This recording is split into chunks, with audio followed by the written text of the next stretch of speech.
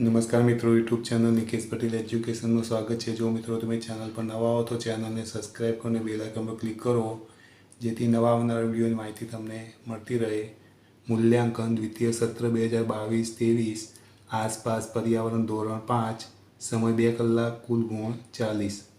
પ્રશ્ન 1 નીચેના દરેક પ્રશ્નના ઉત્તર માટે આપેલા વિકલ્પમાંથી સાચો વિકલ્પ શોધીને તેનો ક્રમ અક્ષર પ્રશ્નની સામે ચોરસમાં લખો। એ 4 ગુણના અને 4 વિકલ્પો પૂછાશે। પહેલું છે ટ્રકમાં ઇંધણ તરીકે શું વપરાય છે? જવાબ આવશે બી ડીઝલ। 2 નંબર કઠિયારો લાકડા કાપવા કયા હથિયારનો ઉપયોગ કરે છે? જવાબ આવશે સી કુહાડી। 3 નંબર નીચેનામાંથી કઈ રમત આઉટડોર મેદાન પર રમાતી રમત છે? જવાબ આવશે બી કબડ્ડી। 4 નંબર નીચેનામાંથી કયા પાકની ખેતી વરસાદ ન હોય તે સમય દરમિયાન થઈ શકે છે? જવાબ આવશે સી ઘઉં। પ્રશ્ન 1 બ યોગ્ય શબ્દો વડે નીચેના વિધાનોની ખાલી જગ્યાઓ પૂરો।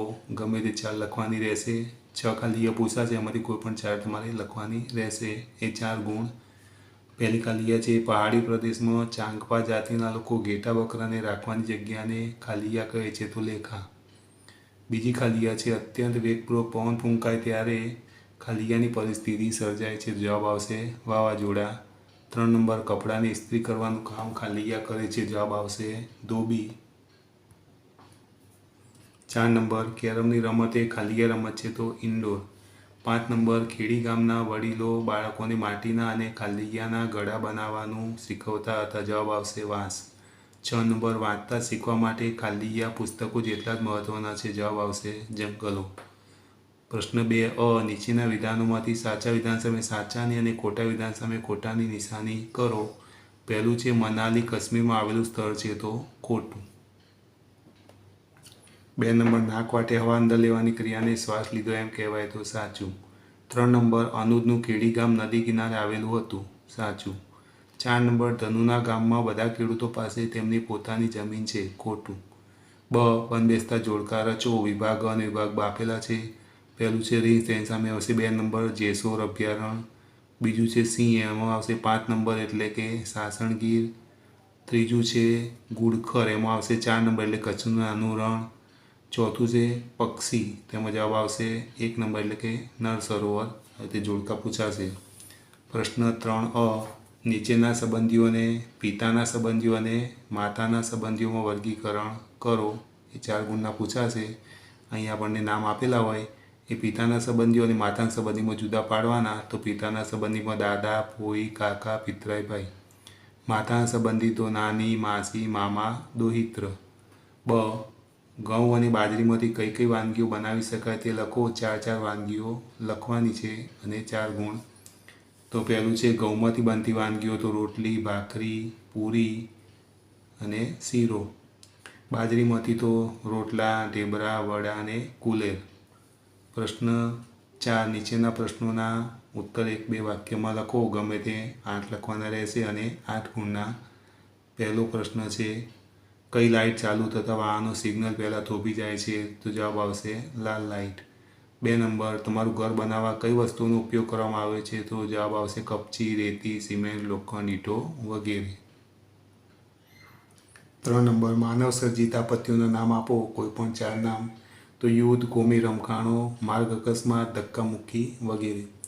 4 નંબર સામાન્ય રીતે 1 મિનિટમાં હૃદયના ધબકારા કેટલા હોય છે? જવાબ 72 થી 75। 5 નંબર તમારી શાળામાં શાની સફાઈ કરવામાં આવે છે? તો જવાબ આવશે વર્ગખંડ, મેદાન, પ્રાર્થના ખંડ, લાંબી વગેરેની। 6 નંબર જાહેર રમતના મેદાનમાં રમવા સિવાય બીજી કઈ કઈ પ્રવૃત્તિઓ થાય છે? 2 પ્રવૃત્તિઓ લખો। તો જાહેર મેળાવડા, પ્રદર્શન, જાહેર સભા, જમણવાર, જાદુગરના ખેલ જેવી પ્રવૃત્તિઓ થાય છે। 7 નંબર રમતમાં કેવી સ્પર્ધાને ટાળવી જરૂરી છે? તો જવાબ આવશે રમતમાં ખેલદિલી વિનાની અને ક્રમાંક માટેની સ્પર્ધા ટાળવી જરૂરી છે। 8 નંબર તહેવારોના સમયે અનુજ અને તેના મિત્રો શું કરતા હતા? તો તહેવારોના સમયે અનુજ અને તેના મિત્રો નૃત્ય કરતા અને ઢોલ વગાડતા હતા। 9 નંબર વૃક્ષો સિવાય જંગલમાં શું હોય છે? તો જવાબ છે વૃક્ષો સિવાય જંગલમાં છોડવાઓ, જુદા જુદા પ્રાણીઓ, પક્ષીઓ, જીવજંતુ અને આદિવાસીઓ હોય છે। 10 નંબર તમારા ગામમાં ખેતી માટે સિંચાઈ કેવી રીતે થાય છે? તો જવાબ છે મારા ગામમાં કૂવા અને ટ્યુબવેલ એટલે બોર દ્વારા ખેતી માટે સિંચાઈ થાય છે। 5 નીચેના પ્રશ્નોના ઉત્તર લખો. ગમે તે 2-4 ગુણના પૂછાશે. પહેલો પ્રશ્ન છે, જો વાહનોની સંખ્યા વધી જશે તો કેવા પ્રકારની મુશ્કેલીઓનો સામનો કરવો પડશે?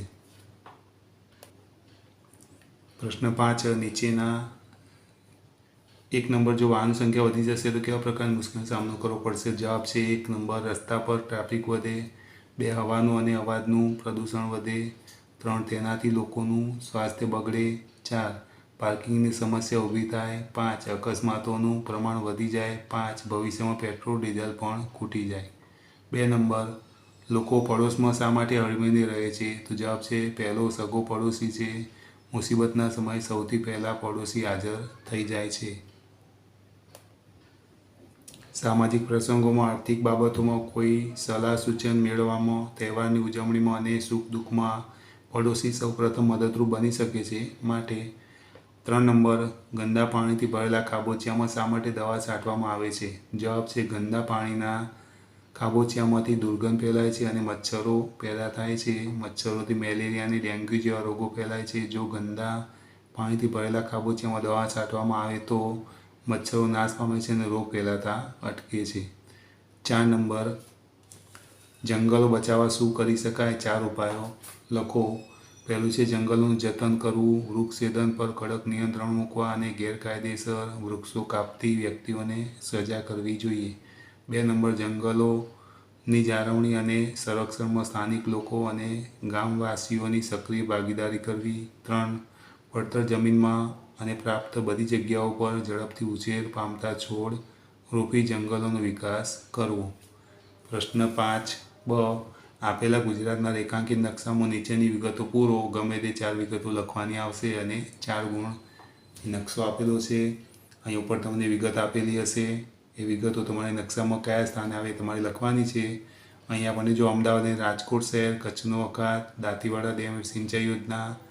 4 નંબર, ડેરી ઉત્પન્ન કરતો પ્રદેશ. 5 નંબર, પાવાગઢ પર્વત. આમાંથી તમારે કોઈ પણ 4 દર્શાવવાની રહેશે. અહીંયા મેં નકશામાં દર્શાવેલી છે. જુઓ, જ્યાં કેરી દોરી છે ત્યાં કેરી ઉત્પન્ન કરતો પ્રદેશ. આ છે કચ્છનો અખાત, આ છે દાંતીવાડા ડેમ, પછી અહીંયા છે અમદાવાદ, અહીંયા છે રાજકોટ, અહીંયા છે પાવાગઢ પર્વત. અહીંયા કેરી અહીંયા પણ થાય, અહીંયા પણ થાય, ને અહીંયા તમે કોઈ પણ જગ્યાએ દર્શાવી શકો. જો મિત્રો તમને આ વિડીયો ગમ્યો તો વિડીયોને લાઇક કરો, કમેન્ટ કરો, શેર કરો અને ચેનલને સબસ્ક્રાઈબ કરો.